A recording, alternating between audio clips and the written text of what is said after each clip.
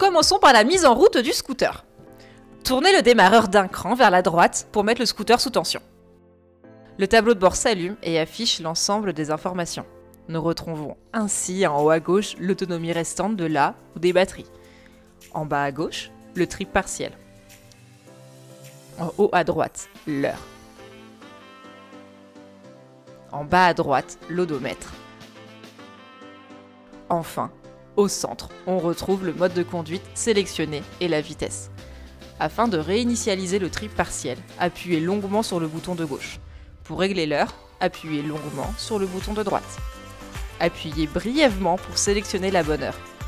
Appuyez longuement pour valider les heures et répétez la même opération pour régler les minutes. Pour conclure avec le tableau de bord, notez que ce dernier possède un affichage adaptatif à la luminosité ambiante. Fond blanc lorsque l'environnement est très lumineux, fond noir quand peu de lumière ou roulage de nuit. Bien que nous ayons mis le scooter sous tension, le scooter n'est pas pour autant démarré. Pour ce faire, tournez le démarreur de 2 crans vers la droite.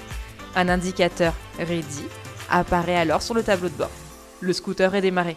Afin d'ouvrir le coffre sous la selle, placez à nouveau le démarreur sur le premier cran, identique à la mise sous tension.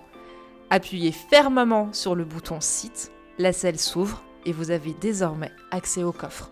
Pour recharger les batteries sans avoir besoin de les sortir, il vous suffira de brancher directement le chargeur au slot de charge. En cas d'incapacité à recharger votre scooter en laissant les batteries, ouvrez la trappe, débranchez vos batteries et sortez-les. Avant de les sortir, pensez bien évidemment à éteindre le véhicule. Pour accéder aux batteries, procédez à la même opération que pour l'ouverture du coffre, à la différence que vous appuierez sur le bouton BAT. Le rider est équipé d'un démarrage sans clé. Cette fonctionnalité est rendue possible par une petite batterie externe intégrée dans le tablier. La durée de vie de cette batterie est d'environ 20 jours si jamais le scooter reste inactif pendant une période prolongée. Dans la mesure où cette batterie est vide, il faudra laisser le scooter sous tension pendant 3 heures le temps de la recharger.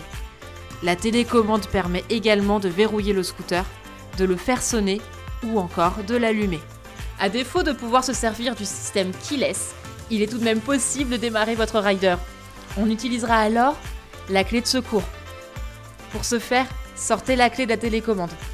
Ouvrez la serrure du démarreur et insérez la clé.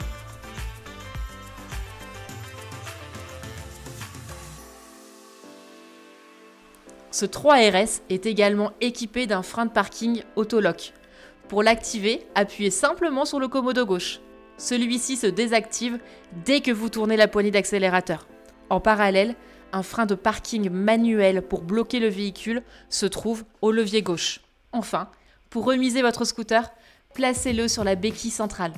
Pour ce faire, placez les 2 pans de la béquille en contact avec le sol. Tenez la poignée passager et faites balancier en appuyant avec votre pied. Vous savez désormais tout sur votre 3 roues électrique.